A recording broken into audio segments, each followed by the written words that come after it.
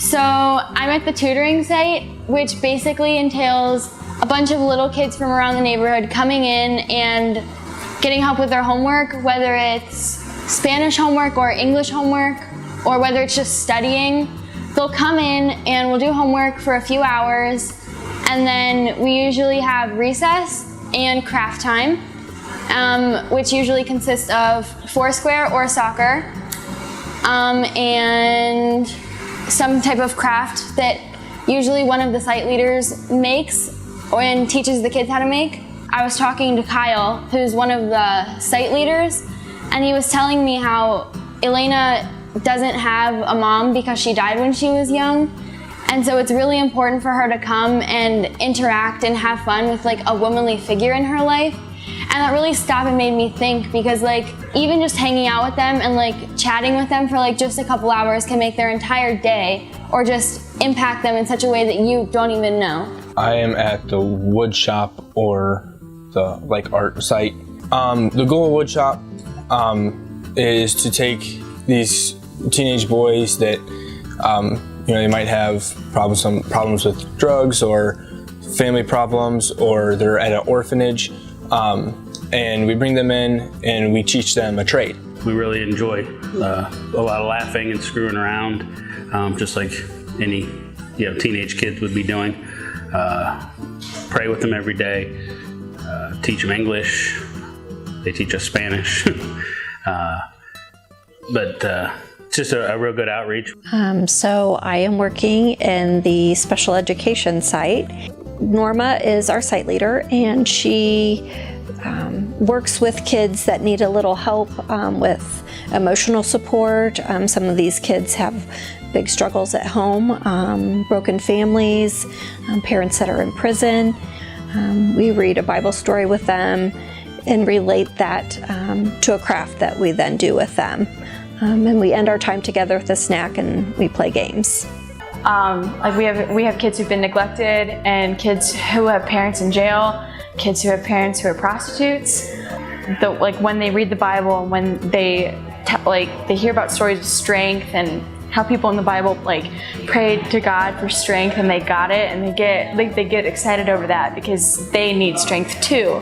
And so we talk about how just put God in the center, and everything else will fall into place after that. And I think they really, really understand that. On the sports site, really, the majority of what we did is we do practice with some of the local schools. SI has a good in with a lot of those schools. So they run their team practices for the kids and whatnot, so we helped with those. And we would go into the street and we'd play soccer sometimes with these kids, so it was pretty awesome. And then during the practices and time, we would do devotionals, we would do prayer time with the kids. Hi, I'm Becca. I'm currently in the social services site, which is mostly just like me and McKenna. We just work with the people from Las Fuentes, and they are just really anybody in the community. They just come to this place. We have it, it's called the Casa Verde. And in this house, they host many opportunities for things like they have a music class, and then they also have like aerobics classes and boot camps, like many things, just activities for people in the community to do. And like it's mostly high school and middle school boys coming, and they like end of the day, before and after school, because they have school half days. So I get to interact with a lot of the kids from this area, and also the aerobics and the boot camps are mostly like women and older men within the community as well. There were a couple kids that I got to work with that never really opened up to anybody, but they would open up for me. And they, like the leaders there that have been here for months or even years, would say like, I've never seen that one kid like open up to anyone. It was a really good feeling knowing that I was able to reach someone, not only reach them, but also help them pass an English test. That was kind of great. The first boy I met was Gabriel. He very fun, very energetic.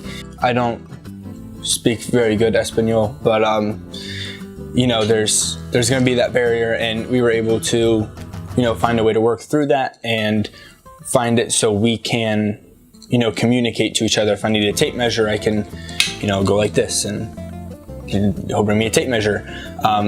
or if I need it cut a certain way, or he thinks I should cut it a different way, then we communicate. And that was cool, and to see that he trusts me, and that when he gave me some advice, I took it and we used it. It worked out pretty well. Through the simple things, we just got to share God, just by showing His love and His grace and His service. One of the first days, our site leader, Kayla, told us that we can act like they're our little brothers and they're going to act like we're their sisters. And so it was really cool to kind of have that almost sibling relationship with them, where we could joke around and have fun. And so I really saw God working with just the fact that even though there was such a strong language barrier, that we could still have fun together and still laugh a lot. And like they made me smile and I made them smile. And just coming down here and spending time with them and meeting them where they were at and doing the things that they wanted to do, however simple they were, I think was showing God in and of itself.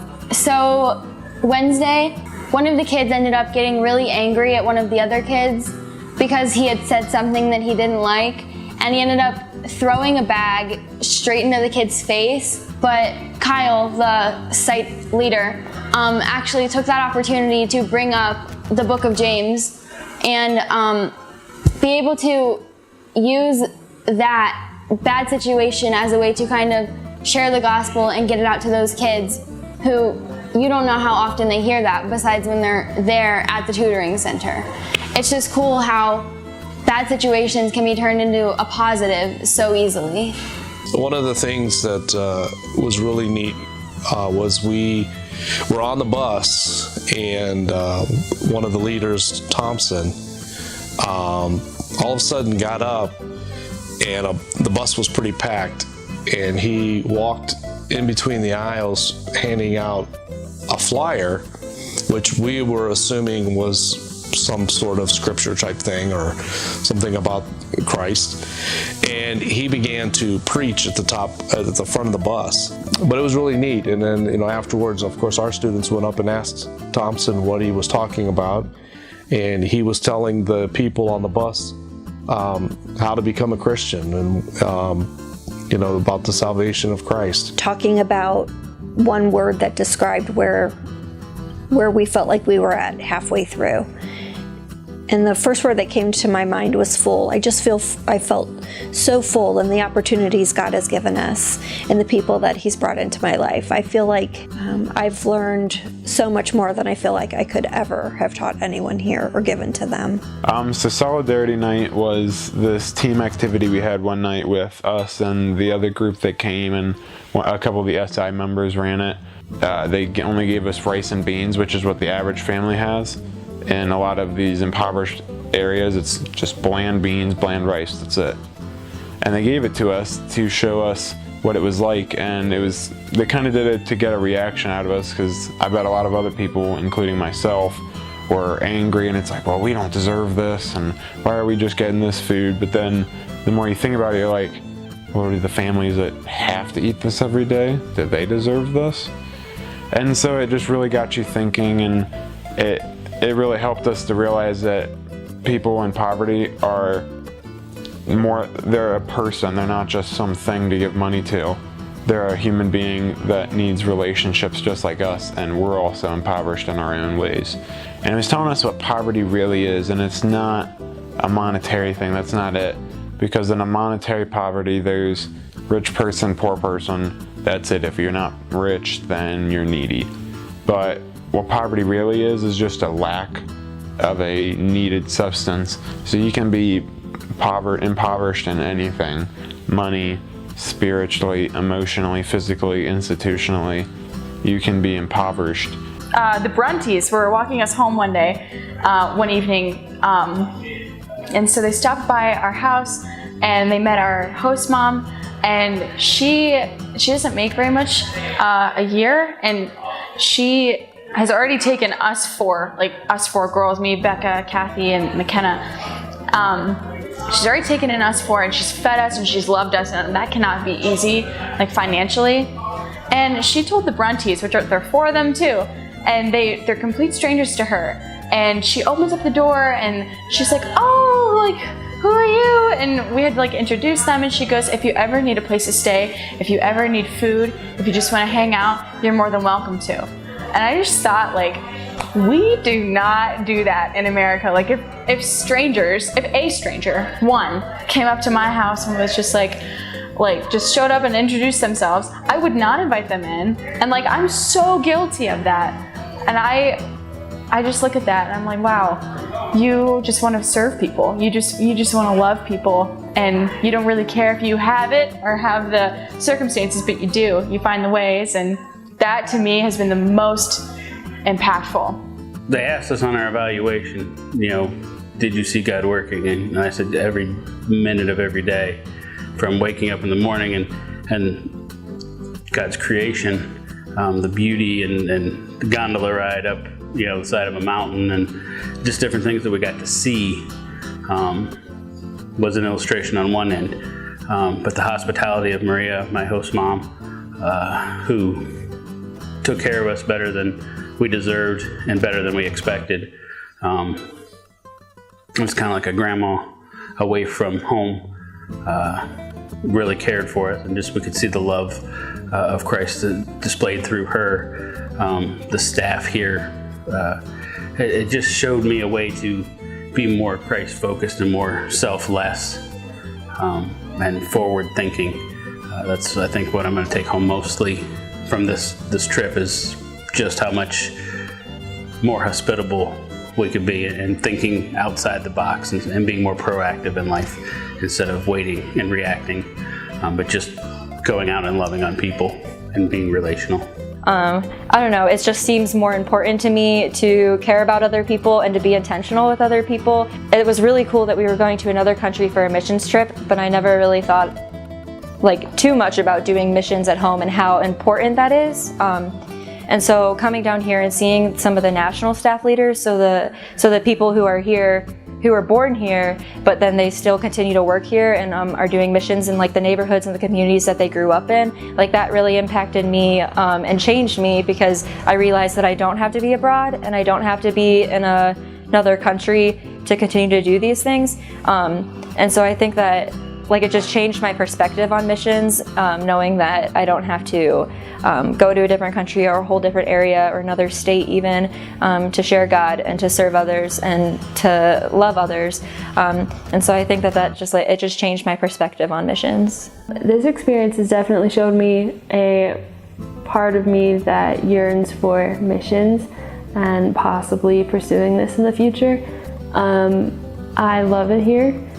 I really want to come back here, and I didn't think that I would respond this way, but in all honesty, I never thought I could connect in a place so much. Right now, as we're filming this is the last day for us, and I've spent the entire day sobbing with children climbing on me and begging me not to go and stuff. So I definitely know that God has been working in me to show me that this is probably, most likely, something that He's calling me to. Just today, I've learned, there may be a language barrier, all throughout the world. Every country has a different language, but everyone knows love. There's a way to act when you love someone and care for someone. So, you may not even have to speak. It's just actions, what you do for them, how you act around them, how you treat them. It's hard because you can't always tell what our impact is. The impact we had immediately was smiles and hugs. Spiritually, only God's really gonna know what we impacted.